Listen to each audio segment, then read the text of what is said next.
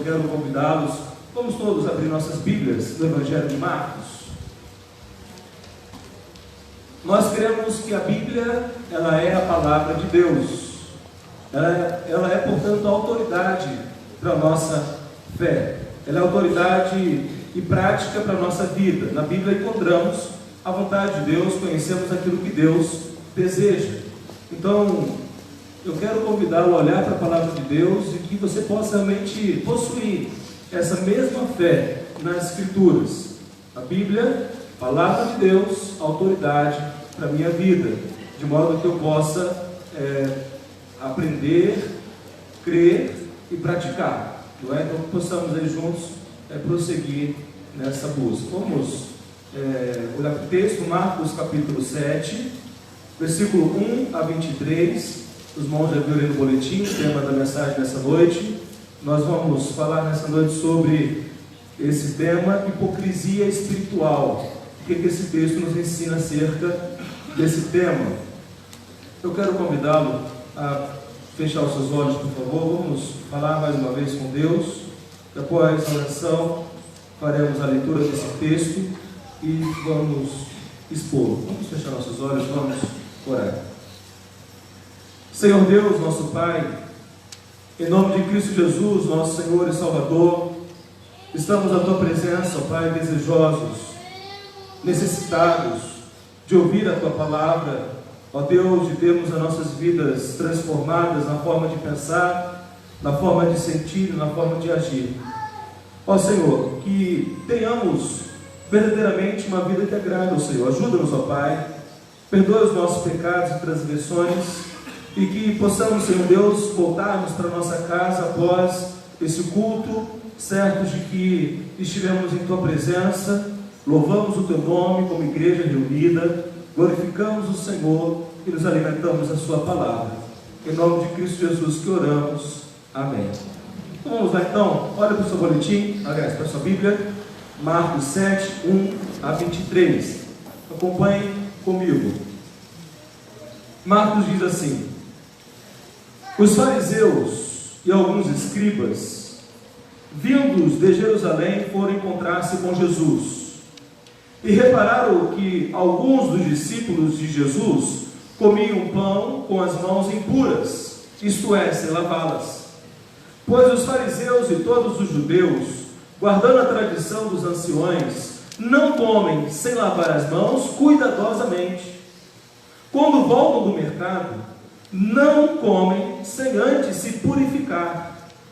E receberam muitas outras coisas para observar, como a lavagem de corpos, de jarros e de vasos de bronze. Então os fariseus e os escribas lhe perguntaram: por que os teus discípulos não vivem segundo a tradição dos anciões, mas comem pão sem lavar as mãos? Jesus lhes respondeu: hipócritas, bem profetizou Isaías acerca de vós, como está escrito: este povo honra-me com os lábios, seu coração, porém, está longe de mim. Em vão me adoram, ensinando doutrinas que são preceitos de homens. Abandonais os mandamentos de Deus e vos apegais à tradição dos homens. Disse-lhes ainda: sabeis muito bem rejeitar o mandamento de Deus para guardar a vossa tradição. Pois Moisés disse: honra teu pai e a tua mãe. E quem amaldiçoar seu pai ou a sua mãe, certamente morrerá.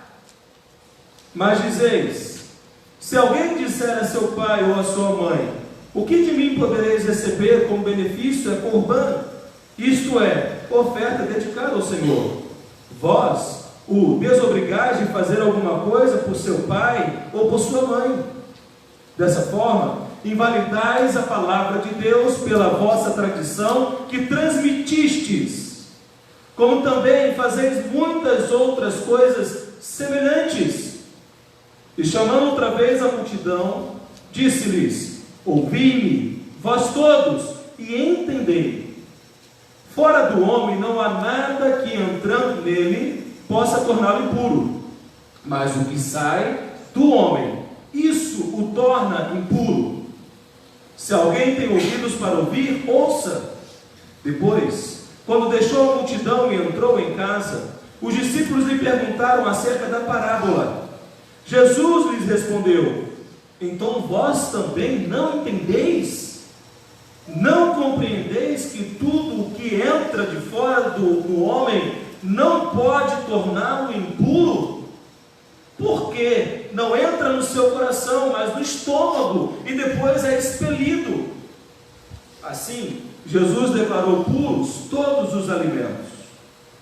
E prosseguiu: o que sai do homem é que o torna impuro, pois é de dentro do coração dos homens que procedem maus pensamentos, imoralidade sexual, furtos, homicídios, adultérios, cobiça, maldade, engano, libertinagem, inveja, blasfêmia, arrogância e insensatez.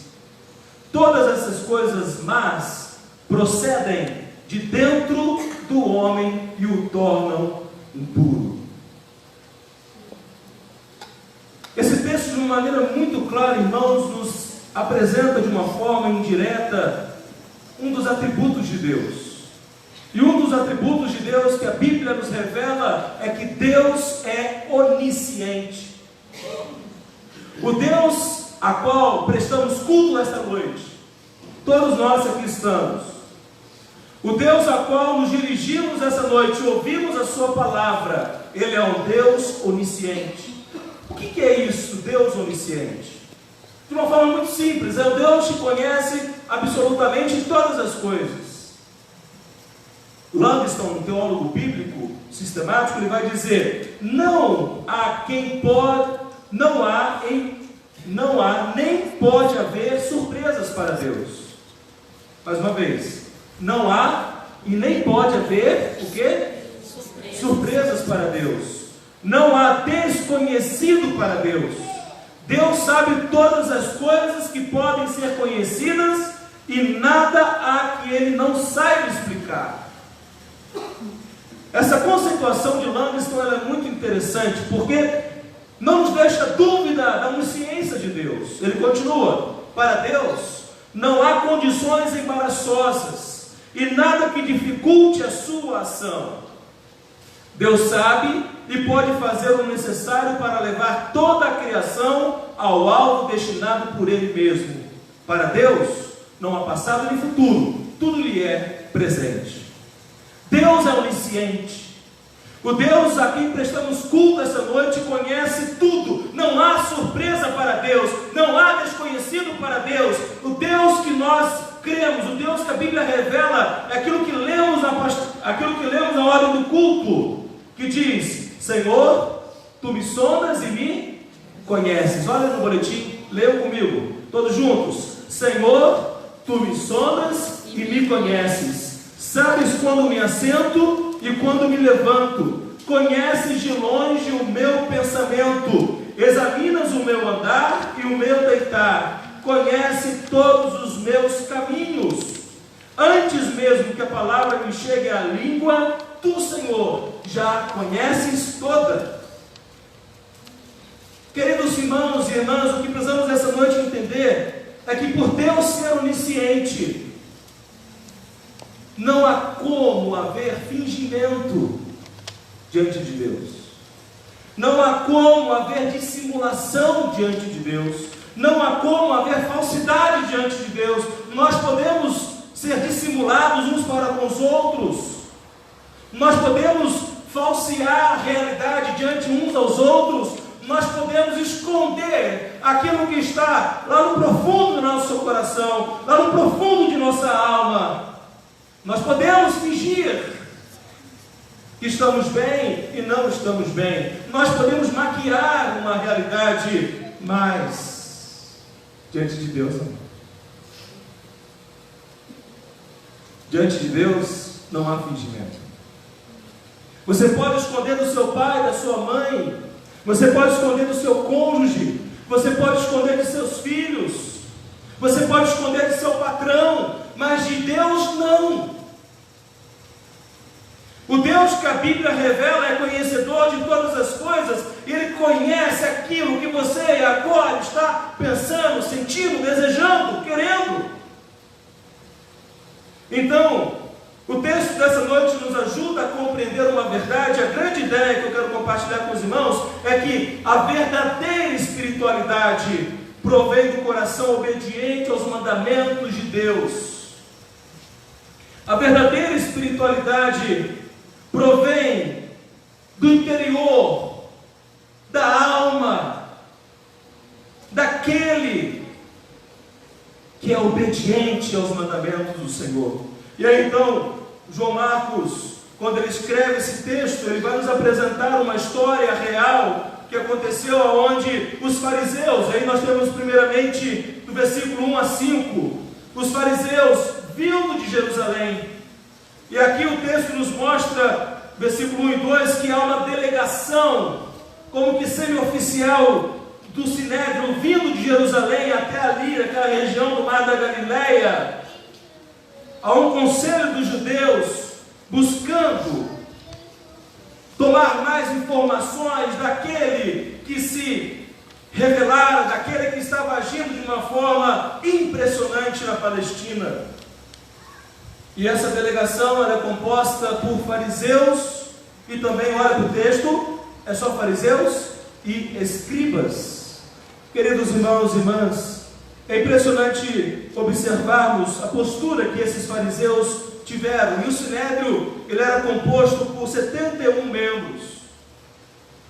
E aqueles fariseus que vieram para examinar, vieram para fiscalizar, vieram para verificar o que realmente Jesus estava fazendo, porque a vida de Jesus, o ministério de Jesus estava incomodando as autoridades religiosas. E aí, esses fariseus, eles ficaram transtornados, eles ficaram inquietos, eles ficaram numa postura de insatisfação ao ver os discípulos de Jesus comendo sem lavar as mãos. E aí então você fala, pastor, está certinho, né? Porque a gente ensina isso para os nossos filhos, né? Já lavou a mão para comer? Por que a gente faz isso? Uma questão de higiene pessoal, não é? Mas aqui a questão não é higiene pessoal.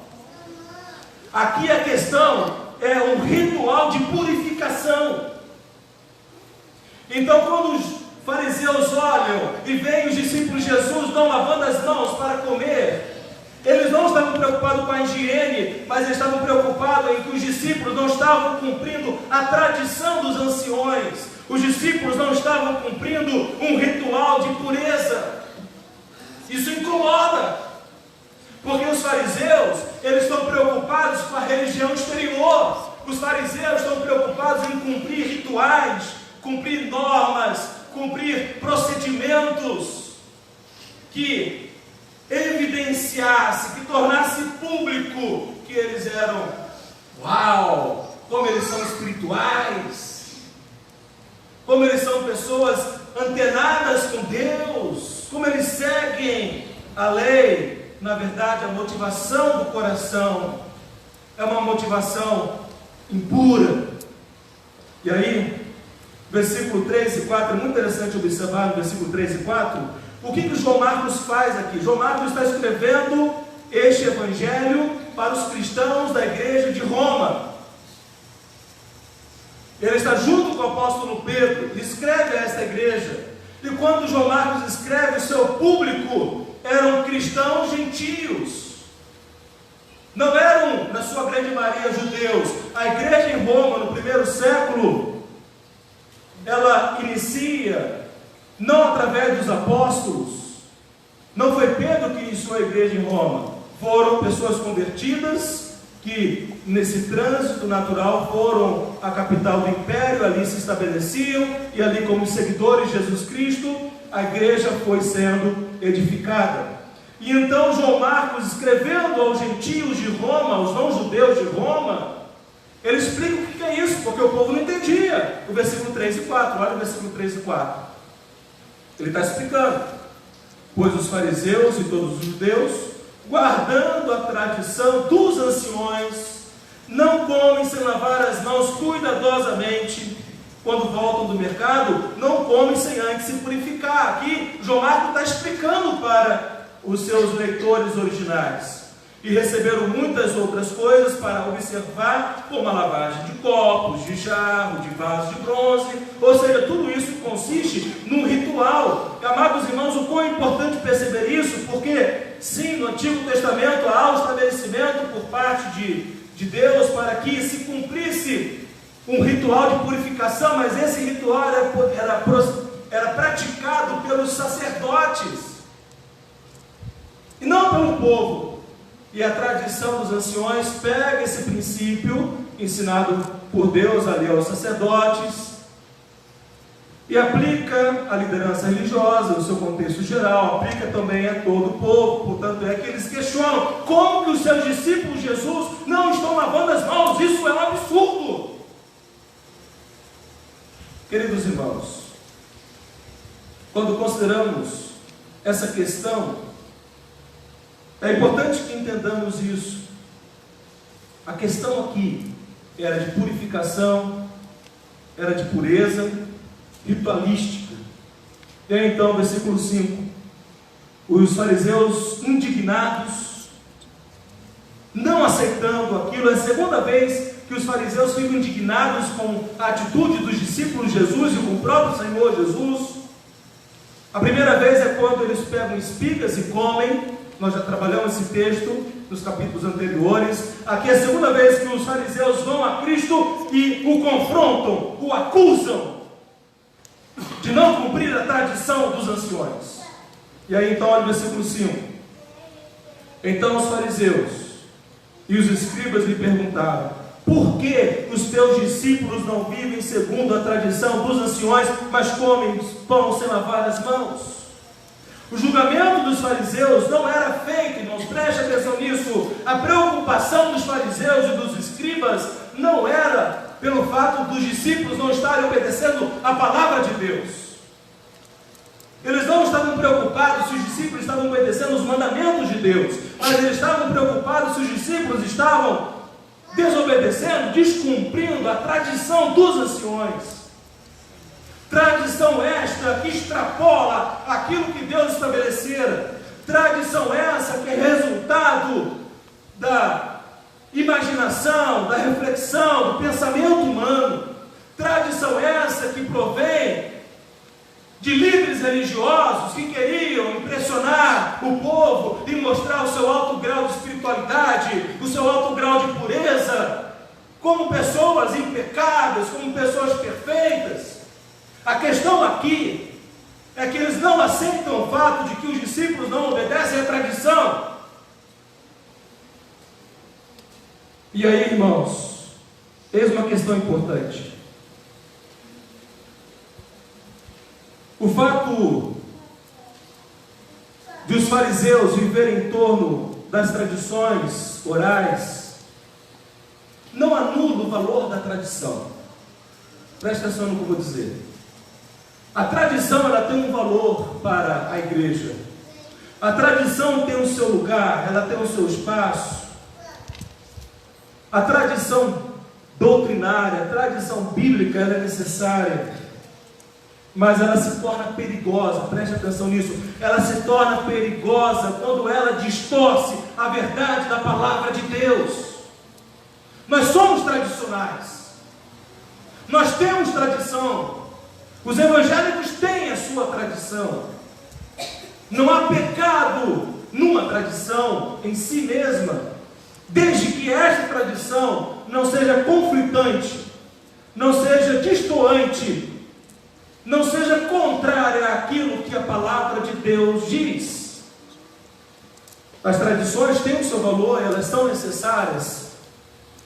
Agora, uma tradição, ela precisa ser continuamente sujeita à reavaliação, a uma revisão, para que ela não seja uma tradição que, ao passar do tempo, torna-se anticristã, torna-se antibíblica.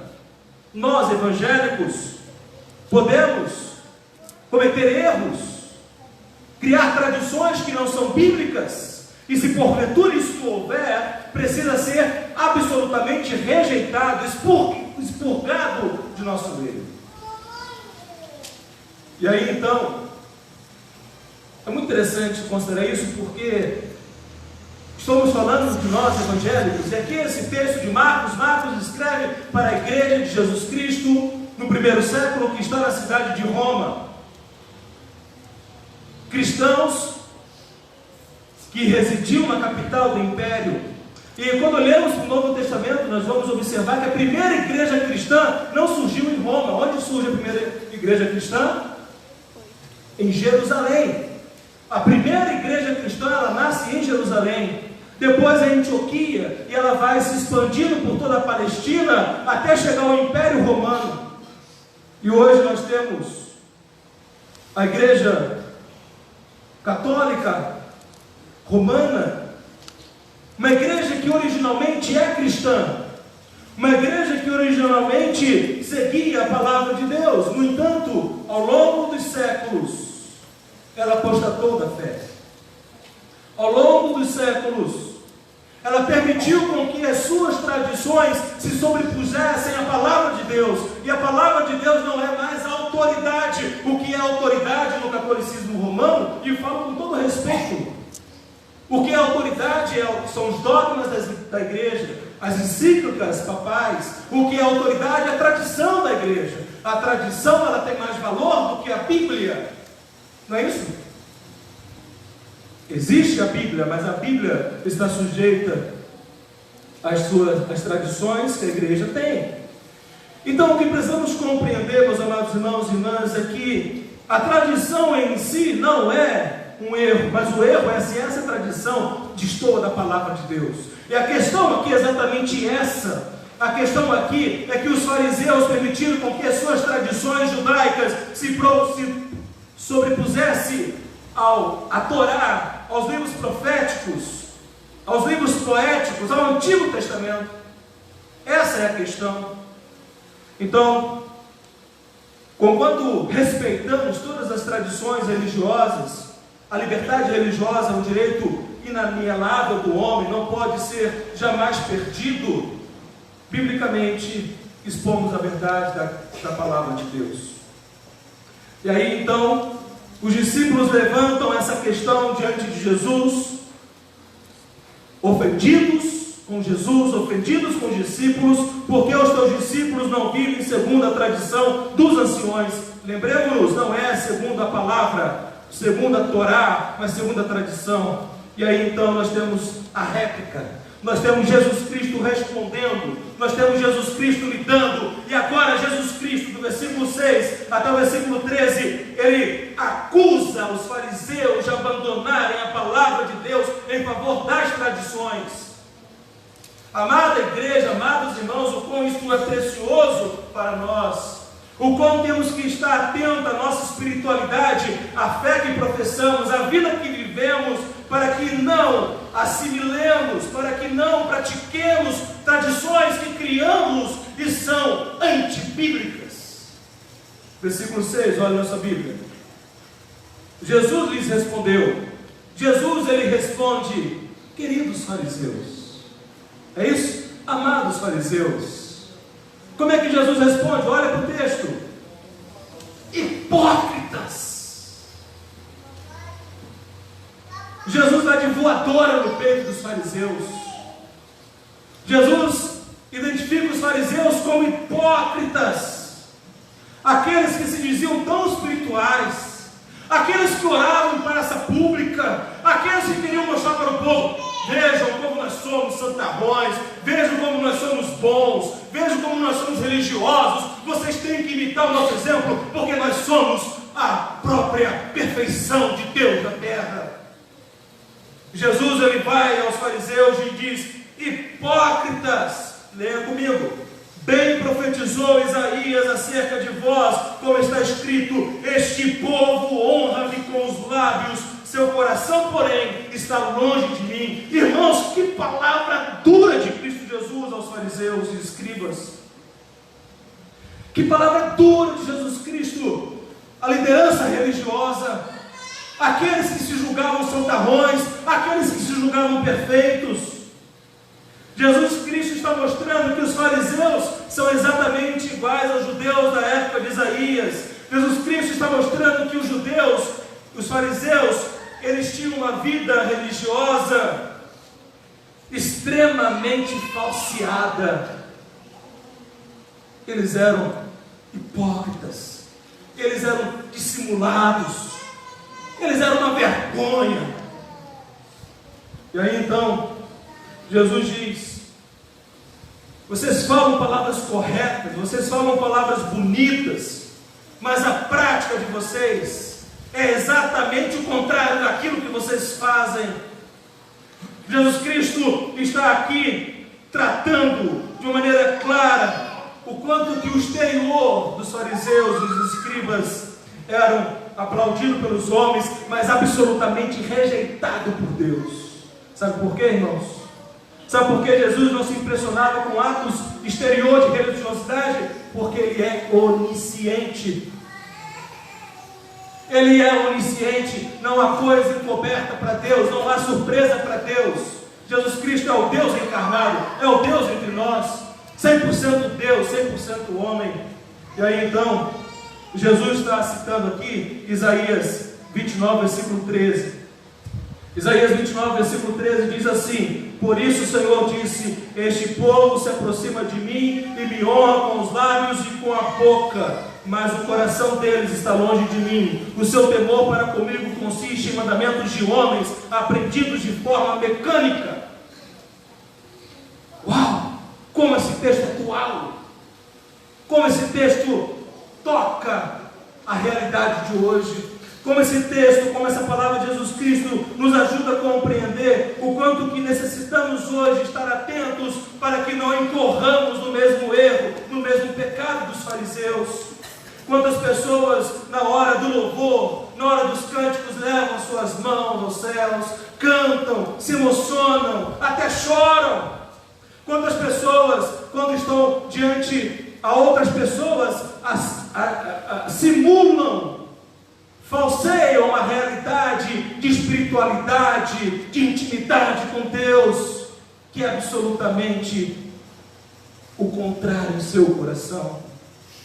Quantas pessoas louvam a Deus com seus lábios, mas blasfemam de seu nome em seu coração? Quantas pessoas, elas são extremamente impecáveis aos olhos humanos, mas vivem tão distante da verdade da palavra de Deus? Meus amados irmãos e irmãs, precisamos estar atentos. A verdadeira espiritualidade provém do coração obediente aos mandamentos de Deus. A verdadeira intimidade com Deus não é exterior, de aparência, não é teatro, mas a verdadeira intimidade com Deus é resultante de um coração quebrantado, contrito, que se humilha, que se arrepende, que confessa o pecado, que admite o erro, que sabe que é pecador. Aquilo que o próprio apóstolo Paulo diz: miserável homem que sou. O apóstolo Paulo diz: eu sou o pior dos pecadores. Quem tem intimidade com Deus não é arrogante. Quem tem intimidade com Deus não se acha melhor do que os outros. Quem tem intimidade com Deus sabe que é necessitado, permanentemente necessitado da graça, da misericórdia, do amor, da bondade de Deus. Não é arrogante, não se acha melhor que os outros, mas se coloca numa posição de servo. E aí então Jesus Cristo, após fazer essa acusação, versículo 8 e 9, Jesus Cristo continua falando. Ele diz, versículo 8 e 9: em vão me adoram, ensinando doutrinas que são preceitos de homens. Abandonais o mandamento de Deus e vos apegais à tradição dos homens. Disse-lhes ainda: sabeis muito bem rejeitar o mandamento de Deus para guardar a vossa tradição. Hipocrisia espiritual. Jesus Cristo não alivia. Jesus Cristo, Ele é direto. ele denuncia o pecado, ele mostra a falsidade, ele mostra o fingimento. Vocês me adoram em vão. Eu não recebo a adoração de vocês, eu não recebo o culto de vocês, eu não recebo o louvor de vocês. Irmãos, o quanto que isso é sério, o quanto que precisamos meditar e refletir sobre isso, porque não é toda adoração que Deus recebe. Deus não recebe aquele que permanece altivo, que permanece orgulhoso, que permanece com o nariz empinado, com o seu coração empetrecido. É tudo exterior, é tudo aparência, hipocrisia. Jesus Cristo fala, ensinando doutrinas que são preceitos de homem. O quanto que temos que estar atentos a isso, amados irmãos? Será que a fé que eu possuo, ela é bíblica? Será que aquilo que eu creio é bíblico? Ou provém de tradição humana, provém de dogmas, provém de encíclicas? O que eu creio é segundo, é de acordo com a palavra de Deus revelado nas Escrituras? Ou aquilo que eu creio é porque o líder religioso a qual sigo me disse e eu tenho que cegamente seguir? Irmão, se eu, Rodrigo, deste púlpito, num aconselhamento, numa conversa, disser qualquer ensinamento contrário à Bíblia, os irmãos têm autoridade na palavra de Deus de me refutar. Os irmãos têm autoridade de me corrigir. Porque peco, porque não sou eu a autoridade para interpretar a Bíblia. É a própria palavra de Deus que interpreta a palavra de Deus. Não são homens que são autoridade sobre a Bíblia, é a Bíblia que é autoridade sobre homens. Então, Jesus ele define aqui a tradição dos fariseus e dos escribas como meramente humana. Jesus Cristo não somente o faz, mas também diz que estes ensinamentos são contrários aos verdadeiros mandamentos de Deus. Amados irmãos, estejamos atentos a isso. Não seja, por favor, não seja uma pessoa que crê em tudo que se ouve, tudo que se diz. Verifique. Hoje a moda, você liga a televisão, vê uma reportagem, fake news, não é? Hoje, até o próprio Supremo está preocupado com as fake news. E uma série de medidas têm sido tomadas, e uma série de orientações têm sido dadas pelos meios de comunicação em massa, para que não confiemos em qualquer informação que recebemos, seja no WhatsApp, no Facebook, no Instagram, onde quer que seja. Falo, não seja crédulo, primeiro duvide, verifique. Eu vi uma reportagem, não sei de quantos irmãos aqui viram essa semana, lá no Rio de Janeiro, uma fake news de uma empresa que abriria uma série de vagas de emprego. Quem viu essa reportagem? Levante a mão. Ninguém viu? Alguns viram. E aí as pessoas receberam aquela informação pelas mídias sociais, e no outro dia de manhã, de madrugada, estavam lá na frente daquele estabelecimento, daquele endereço, e uma fila quilométrica foi feita, e as pessoas ansiosas, e uma reportagem mostrava que uma pessoa, ela não tinha nem dinheiro para ir fazer entrevista, mas ela pediu emprestado para alguém, ela pediu, me empresta dinheiro que eu vou fazer entrevista, eu vou trabalhar e vou poder te pagar. E ela fala na entrevista, e ela fala isso com muita dor, tristeza, eu me endividei mais, tentando arrumar um emprego que era uma mentira.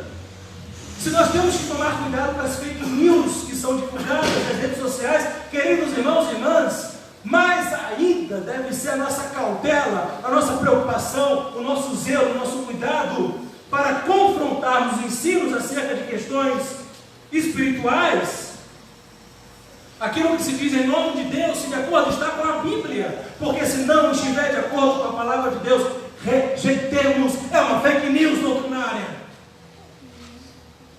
Será que você tem crido em fake news doutrinárias? Tradições humanas? Meu querido, minha querida, pense sobre isso. E aí Jesus Cristo, Ele vai dar um exemplo. Após mostrar que eles eram especialistas em abandonar, em negar o mandamento de Deus, olha o versículo 10 e 13. Jesus fala assim: pois Moisés disse: honra teu pai e a tua mãe, e quem amaldiçoar seu pai e sua mãe, certamente morrerá. Agora, olha a fake news dos fariseus. Mas dizeis: se alguém dizer a seu pai ou a sua mãe, o que de mim podereis receber como benefício é corbã, isto é, oferta dedicada ao Senhor. Vós o desobrigais de fazer alguma coisa por seu pai ou por sua mãe.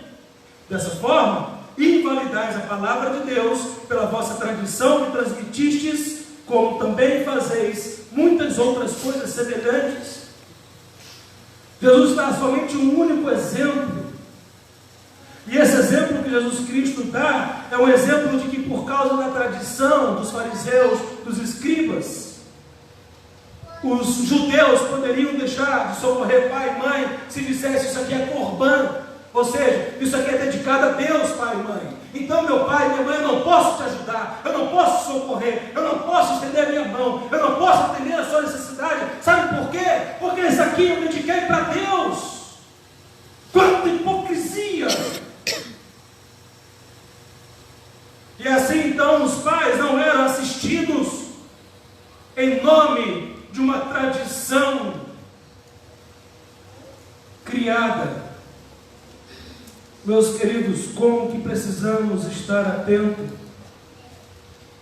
como precisamos ser sérios, porque muitas vezes, de forma consciente, preste atenção nisso, de forma consciente, estamos rejeitando a palavra de Deus em nome de uma tradição. Os fariseus tinham muitas outras ações dessa natureza, mas Jesus ele usa um exemplo extremamente claro e compreensível, o quinto mandamento: honra teu pai e a tua mãe. E aí então, em nome de uma tradição, eles se negaram a honrar. O que nós precisamos, amados irmãos, entender é que a hipocrisia espiritual, ela é um risco para todos nós, se nós tirarmos os olhos da palavra de Deus. Se eu, Rodrigo, deixar de olhar para a autoridade da Bíblia, se eu, Rodrigo, deixar de crer na suficiência da Bíblia, na inerrância da Bíblia, eu corro o risco de cometer hipocrisia espiritual. Não podemos nos gabar, amados irmãos, porque nós humanos somos especialistas em agir de forma dissimulada. Nós humanos somos especialistas em fingir, usar máscaras. E diante de Deus não há máscara, diante de Deus não há fingimento, diante de Deus não há como ser dissimulado, porque Deus é o Deus que conhece o nosso interior, Ele conhece o nosso coração, Ele conhece os nossos pensamentos. Não podemos absolutamente em nada esconder-se de Deus. E aí então, qual é a solução?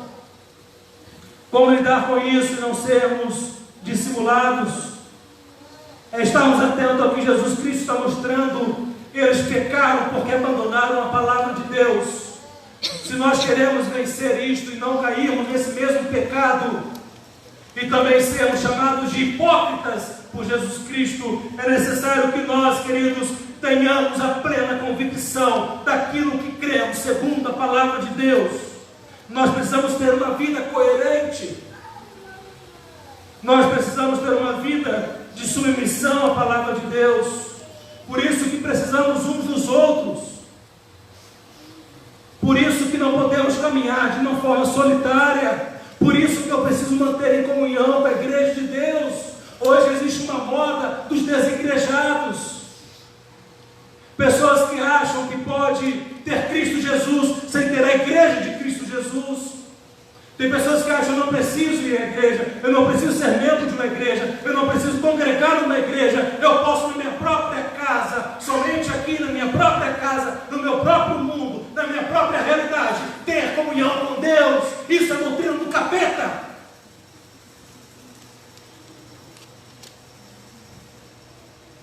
Podemos sim ter comunhão com Deus em nossas casas, e devemos ter. Mas quem tem comunhão com Deus em sua casa, tem comunhão com Deus e com seus irmãos em Cristo, vive em comunhão com a igreja de Deus. Quem ama Jesus Cristo, ama a igreja de Jesus Cristo. Não estou falando de instituição, estou falando de pessoas que professam a mesma fé bíblica, pessoas que vivem em comunhão de acordo com a mesma fé bíblica.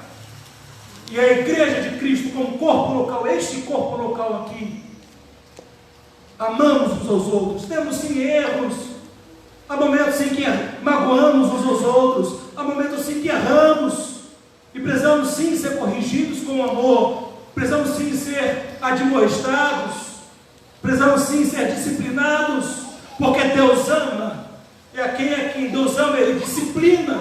A disciplina é um instrumento de Deus para nos manter na sua palavra. Amados irmãos e irmãs, a palavra de Deus admoesta que nos encorajemos mutuamente. Então não seja um crente que coloque em segundo plano a sua comunhão com a sua igreja, com a igreja de Cristo. Não é qualquer igreja, mas a igreja que é fiel à palavra de Deus. Cuidado com as tradições humanas, essa é a advertência desse texto. Amados irmãos e irmãs, nós não podemos colocar em segundo plano esse momento de estarmos juntos. Continuamente você tem sido advertido, você tem sido encorajado, estimulado. Venha na quarta-feira na oração. Nós falamos isso. Agora, quantos dos irmãos podem vir quarta-feira na oração, mas não vêm? Talvez você possa ter seus motivos, suas justificativas, plausíveis ou não, mas se eu posso estar aqui em comunhão com o meu povo, em comunhão com meus irmãos em Cristo, por que eu não estou? Se eu posso estar aqui domingo de manhã, prestando culto a Deus, aprendendo a palavra de Deus, por que eu não estou? Quais são as justificativas que damos? E aí nos tornamos crentes, somente religiosos. Eu preciso da igreja uma vez por mês picar o cartão. Eu vou ouvir, estou em comunhão com os irmãos quando me dá vontade. Eu não estou com vontade, eu estou com preguiça, eu estou doente. Às vezes a doença é uma dorzinha de cabeça, às vezes uma dor no corpo. Mas vem cá, segunda-feira você tem que trabalhar. Doente, com dor de cabeça você tem que trabalhar. Eu duvido que toda vez que você tem dor de cabeça, você deixe de ir para o trabalho. Quantas vezes você já foi para trabalhar com dor de cabeça, com cólica, as mulheres, aborrecido, brigou em casa com o esposo, com a esposa, brigou em casa com o filho: pastor, por que você não foi na igreja? Não, pastor, eu briguei com meu marido, não dava para ir adorar a Deus. O quê? Está doido? Quando você briga na sua casa com o seu cônjuge, você não tem que trabalhar no outro dia? E você vai trabalhar uma vez só por semana, não é? É isso, né? Você só trabalha um dia por semana. Às vezes a gente passa crises conjugais, crise com os filhos, que levam meses. E esses meses você deixa de ir no trabalho? Por que deixa de vir na igreja? Por que deixa de estar em comunhão com os irmãos? Irmãos, estejamos atentos, porque senão estamos sendo como os fariseus. Valorizemos este momento que temos juntos, priorizemos isso, não deixe isso em segundo plano em sua vida. Isso é a nossa maior prioridade, porque um dia a nossa vida aqui na terra acaba.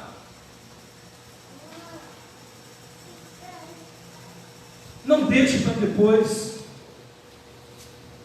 Sabe por quê?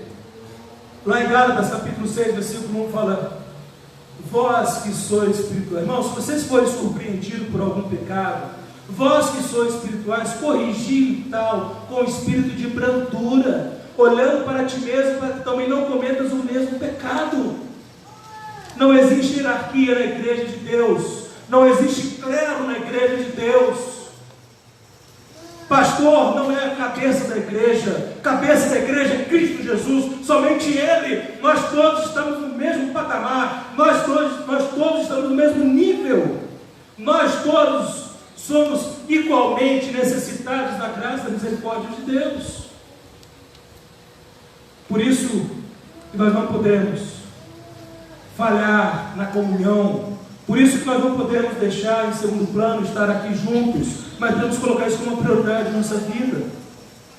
E aí então, depois de Jesus dar essa voadora no peito dos fariseus e dos escribas, depois de Jesus Cristo mostrar que eles eram hipócritas, adoravam com os lábios, mas não com o coração, depois de Jesus Cristo mostrar essa dissimulação farisaica, Jesus Cristo agora vai voltar para quem? Ele se volta agora para as multidões.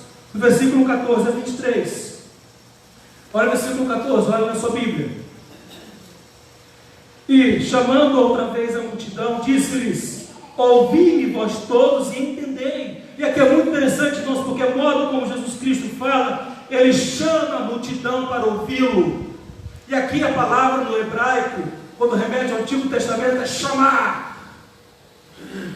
É ouvir o pronunciamento de Deus, é ouvir com atenção, é ouvir, não é entrar aqui e sair por aqui. Quantas vezes nós pais falamos isso, né? O meu filho entra por aqui e sai por aqui. Quando Jesus Cristo ele chama, quando Jesus Cristo ele se volta para a multidão, aqui no versículo 14, olha de novo: ouvi-me, ouvi-me, e ele diz: e entendei. O que eu vou dizer é muito importante, o que eu vou dizer é revelação do Deus Altíssimo, o que eu vou dizer é doutrina de Deus, o que eu vou dizer é mandamento de Deus. O que Jesus diz? No versículo 16, olha aí: se alguém tem ouvidos para ouvir, ouça. Queridos irmãos, quantas vezes fazemos ouvido de mercador?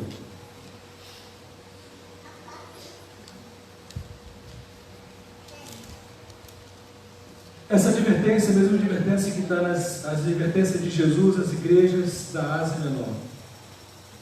Quem tem ouvidos para ouvir, ouça.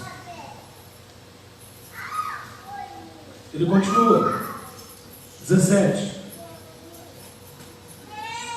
Fora, versículo 15.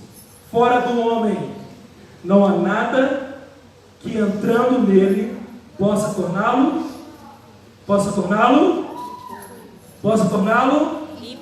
impuro. Mas o que sai do homem, isso o torna impuro.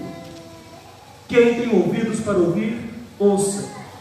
Jesus Cristo ele se dirige à multidão e mostra a hipocrisia dos fariseus, mostrando o grande erro dessa tradição de homens. E em versículo 17 ele diz, olha aí na Bíblia, Marcos diz: depois, quando deixou a multidão e entrou em casa, os discípulos lhe perguntaram acerca da parábola. Jesus lhes respondeu: então vós também não entendeis? Não compreendeis que tudo que entra de fora do homem não pode torná-lo impuro? Porque não entra no seu coração, mas no estômago, e depois é expelido. Assim Jesus declarou puros todos os alimentos. Queridos, aqui temos duas questões muito sérias. Primeiro, a multidão. A multidão precisava ouvir a Cristo, entender, crer. E os discípulos não entendem. E os discípulos têm a oportunidade depois de buscar Jesus em particular e compreender aquilo que Jesus Cristo está falando, e a explicação de Jesus Cristo é muito clara. Não compreendeis que tudo que entra de fora do homem não pode tornar impuro? Qual é a preocupação dos fariseus? Ritual de purificação. O que Jesus Cristo está mostrando? O que torna o homem puro não é aquilo que ele come. O que torna o homem puro não é aquilo que ele bebe. Mas o que torna o homem puro é aquilo que está no seu coração. Jesus Cristo aqui, inclusive no período da graça, toda aquela questão de comidas, restrições alimentares que tem no Antigo Testamento Levítico, é abolida aqui essas restrições. Mas aqui o foco que eu quero mostrar aos irmãos é exatamente o que Jesus está ensinando. Olha o versículo 20. E prosseguiu: o que sai do homem é que o torna impuro. Acompanhe comigo 21. Pois é de dentro do coração dos homens que procedem maus pensamentos, imoralidade sexual, furtos, homicídios, adultérios, cobiça, maldade, engano, libertinagem, inveja, blasfêmia, arrogância e insensatez. Jesus Cristo aqui está revelando, Ele está mostrando, Ele está explicando qual é o real problema da humanidade. Jesus Cristo aqui está mostrando a raiz, a origem de toda a perversidade humana. Não é o meio que perverte o homem, não é a sociedade que perverte o homem, mas o que perverte o homem é o seu próprio coração caído, escravizado ao pecado. Nós fazemos coisas erradas, não porque nos ensinaram a fazer coisas erradas, e não porque vimos as pessoas fazendo coisas erradas. Fazemos coisas erradas porque o nosso coração é errado. Enganoso é o coração humano, mais corrupto do que qualquer outra coisa. Quem o conhecerá? De Jeremias. Queridos, Jesus Cristo, Ele está revelando o ensino já presente no Antigo Testamento, mostrando a necessidade de haver uma transformação na vida de cada indivíduo humano. A vida só pode ser transformada, só pode ser mudada, só deixamos de ser hipócritas quando nascemos de novo, quando somos regenerados, quando recebemos de Deus um novo coração, uma nova vida interior. É Jesus quem fala. Versículo 21, olha de novo. Pois é de dentro do coração do homem que procedem maus pensamentos, imoralidade sexual, furtos, homicídios, adultérios, cobiça, maldade, engano, libertinagem, inveja, blasfêmia, arrogância e insensatez. Todas essas características de maldade, de perversidade, eu nasci com todas elas. Eu nasci com todas elas. Desde bebê, desde a minha tenra infância. E foi na minha pré-adolescência que eu percebi o quanto meu coração era mau, o quanto meu coração era corrupto. Com 11 anos de idade, eu percebi que havia dentro de mim ódio, eu percebi que havia dentro de mim inveja, eu percebi que havia dentro de mim esses desejos malignos, corruptos e corruptores.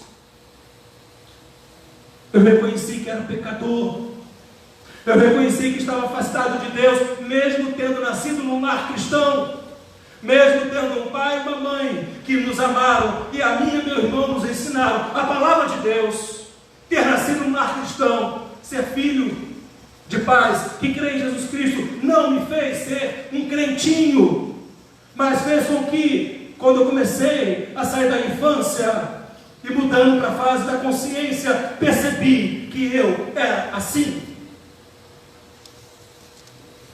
E a Bíblia diz que todos nós nascemos assim.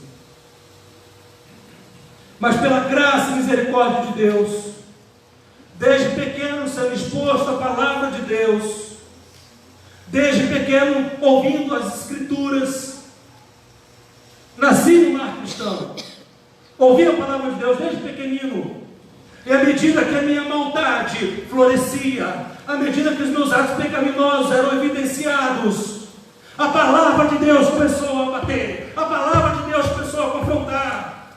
E eu percebi que eu merecia a condenação de Deus, eu percebi que eu merecia o inferno. E se eu morresse sem Cristo Jesus, eu morreria condenado ao inferno. Por quê? Mesmo um pré-adolescente com 11 e 12 anos de idade, eu vi isso que Jesus está falando na minha vida. Pela graça e misericórdia de Deus, Deus me mostrou. Ouvi o chamado de Deus.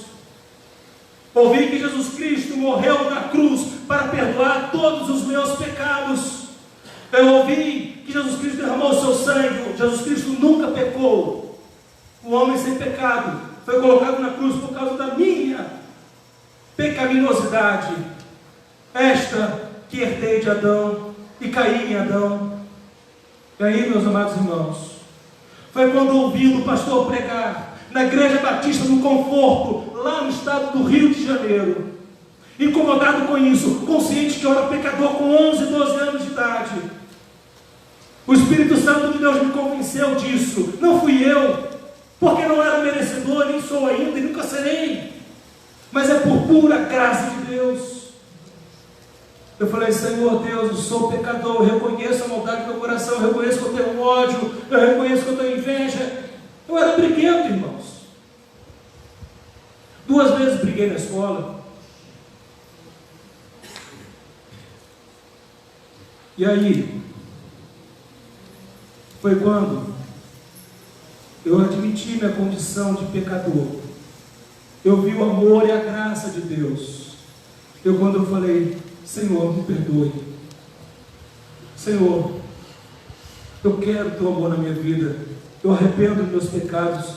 Eu quero, Senhor, receber Jesus Cristo. Eu quero ter segurança da vida eterna. Eu quero ter segurança do teu perdão. E a partir disso, irmão, uma decisão de fé na palavra de Deus, crendo na palavra de Deus. A minha fé em Cristo, ela foi sendo consolidada. Eu fui aprendendo da palavra de Deus. Deus mudou meu coração. Deus me deu uma nova natureza. O meu velho homem foi crucificado com Cristo. Aquele Rodrigo, escravizado ao pecado, não existe mais. Não por obras da religião, não por religiosidade, não porque eu sigo rituais, nada disso seria capaz.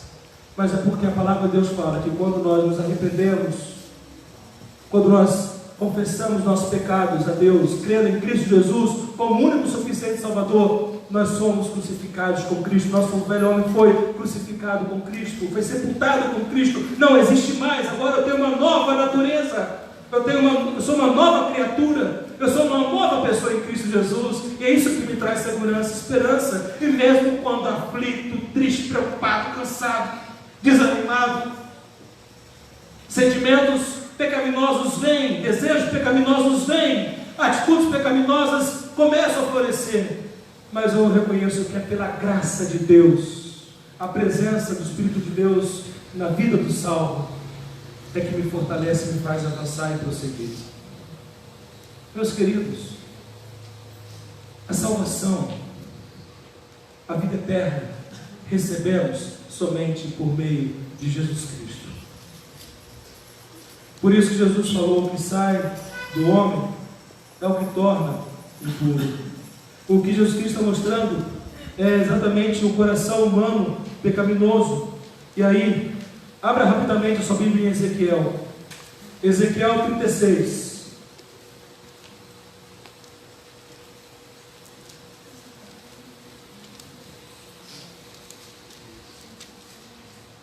(24 a 27).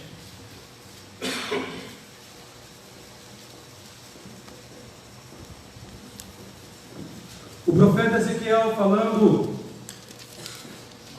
falando da restauração que Deus haveria de fazer sobre o seu povo. Ele fala assim no versículo 24, acompanhe na sua Bíblia: pois vos tirarei de dentre as nações, falando aqui aos israelitas, ok? E vos reunirei de todos os países, e vos trarei da vossa terra. Olha o 25. Então aspergirei água pura sobre vós e ficareis purificados. Eu vos purificarei de todas as vossas impurezas e de todos os vossos ídolos. Versículo 26. Também vos darei o quê? Um coração novo, e porei um espírito novo dentre vós. Tirarei de vós o coração de pedra e vos darei um coração de carne. O que é isso, irmãos? É obra de Deus.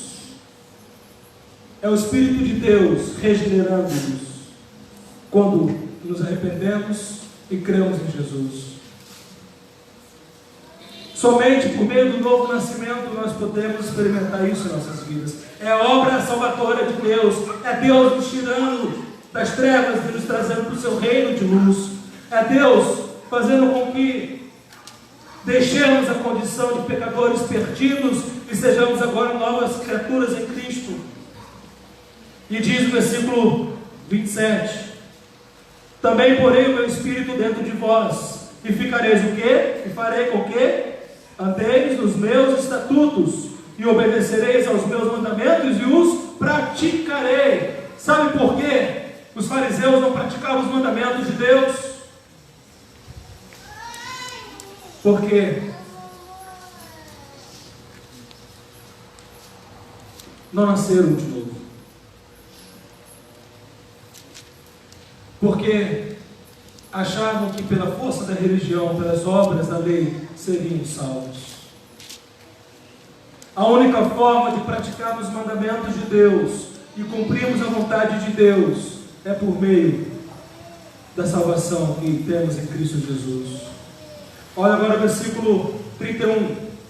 Então vos lembrarei dos vossos maus atos e dos vossos feitos que não foram bons, e vós mesmos tereis nojo dos vossos pecados e das vossas abominações. Entenda uma coisa, amados irmãos, não é religiosidade que vai te salvar, não é ir a uma igreja, não é uma igreja que vai te salvar, não é cumprir promessas que vai te salvar, não é seguir dogmas, não é seguir tradição que vai te salvar. O único que pode te salvar é Deus, mediante a obra de Cristo Jesus. É o Espírito de Deus que nos convence do pecado, da justiça e do juízo, e cremos na palavra. E aí então, como novas criaturas, podemos ter uma vida que agrade a Deus.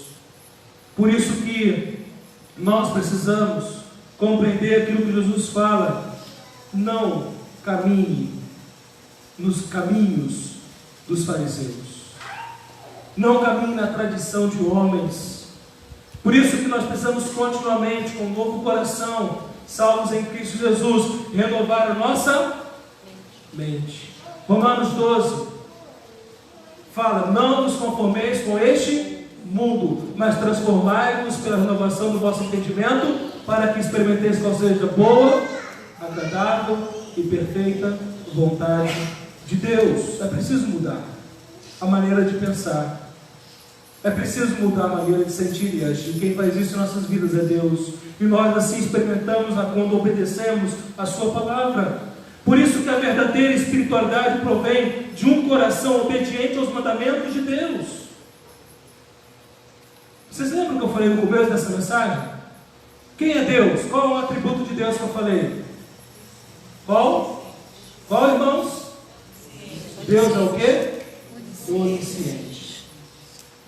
E o que a onisciência de Deus fala? Esse atributo de Deus é que não há e nem pode haver surpresas para Deus. Não há desconhecido para Deus. Deus sabe todas as coisas que podem ser conhecidas e nada há que Ele não saiba explicar. Não temos como fingir diante de Deus. Podemos fingir uns com os outros, isso é pecado, e as pessoas acreditam, mas diante de Deus não. Deus conhece o teu coração, Deus conhece os seus pensamentos, Deus conhece o que você está fazendo, aonde você está, em qualquer momento que seja. Você não pode se esconder de Deus. Então, não esconda as coisas das pessoas, arrependa-se dos seus pecados, não seja uma pessoa fingida, seja uma pessoa íntegra diante do Senhor e das pessoas. É necessário, queridos, que compreendamos que a verdadeira espiritualidade provém do coração obediente aos mandamentos de Deus. Hipocrisia espiritual leva ao inferno. Arrependa-se. Se você já se arrependeu e você crê em Cristo Jesus como Senhor, glorifique a Deus. Agradeça a Deus, porque Deus te capacita. Deus provê tudo que você precisa para obedecê-lo e amá-lo. O nosso relacionamento com Deus tem que ser um relacionamento de amor, de temor, sim, porque vamos prestar conta a Ele tudo, Ele é Deus soberano, mas não é um relacionamento baseado naquele medo opressor, mas é um relacionamento baseado na segurança da vida eterna e do perdão de pecados. O que me traz hoje paz ao meu coração, o que me faz hoje caminhar mesmo diante a toda a minha ainda condição de pessoa que está no mundo caído e ainda tem a carne que opera em mim, o mundo e o diabo, é saber que Jesus Cristo morreu na cruz, derramou seu sangue para perdoar os meus pecados e eu tenho a vida eterna. Eu tenho segurança disso, não porque eu mereço, não porque eu sou bom, porque ao contrário, como Paulo diz, e eu concordo, eu sou o pior dos pecadores, sem demagogia. Eu sei do meu coração, eu sei quantas vezes meu coração é perverso e maldoso. Eu sei disso, e Deus sabe disso, mas louvado seja Deus, porque esse coração não é mais escravizado ao pecado. Ele me deu um novo coração, temente, que o ama e busca fazer a sua vontade. Meus amados irmãos, amemos a Deus de todo o coração, consagremos nossas vidas a Deus, priorizemos as coisas de Deus, priorizemos a nossa comunhão, priorizemos estar juntos, vivendo em família cristã, priorizemos o que Deus tem nos dado, vivamos para a glória do Senhor. Amém? Amém. Amém. Quero convidá-lo a baixar sua cabeça, quero chamar a equipe de louvor aqui à frente. Nós vamos orar agora. Você sabe como você está. Como já falamos, você não pode esconder de Deus como você está. Você não pode maquiar a realidade diante de Deus. Então, eu quero convidá-lo, por favor, feche seus olhos, coloque diante de Deus a sua vida, peça para Deus sondar o seu coração. Na leitura bíblica, nós lemos: Senhor, tu me sondas e me conheces. Sabes quando me assento e quando me levanto. Conheces de longe o meu pensamento. Examinas o meu andar e o meu deitar. Conhece todos os meus caminhos. Deus conhece. Se há algum pecado que você precisa confessar agora, confesse agora. Admita diante de Deus. Admita o ódio, a falta de perdão, o egoísmo, a maledicência, a impureza. Admita, confesse ao Senhor.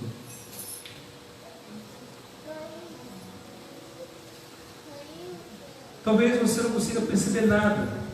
Você fala: pastor, acho que eu estou caminhando. Mas fala: Senhor, tu me sondas e conheces. Tu sabes o mais profundo. Se há alguma coisa que não te agrada, mostra-me, Deus.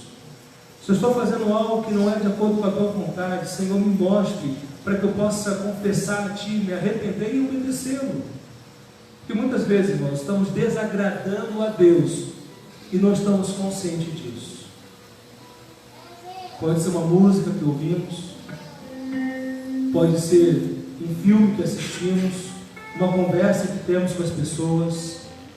Então não esconda do Senhor, porque você não pode esconder. Mas se arrependa e creia no perdão de Deus em Cristo Jesus. Santo Deus, nosso Pai, tu nos sondas e nos conheces. Tu sabes o nosso deitar e o nosso levantar. Tu conheces, ó Pai, todos os nossos caminhos. Tu sabes os nossos pensamentos, Senhor. Ó Pai querido, rogamos-te, Senhor Deus, aquilo que temos desagradado ao Senhor. Ó Deus, que de verdade possamos admitir isso, confessar isso ao Senhor arrependidos, desejando ter uma nova vida de obediência e amor ao Senhor. Senhor Deus, que nós não continuemos caminhando por caminhos de pecados, de erros, que nós não sejamos pessoas iníquas, ó Pai, mas lhe suplicamos, tenha misericórdia de nós, perdoe os nossos pecados e transgressões, e que possamos crer, descansar, confiar em Teu perdão e Teu grande amor manifesto em Cristo Jesus. Assim nós oramos, Senhor, e nós te agradecemos, em nome de Jesus, amém.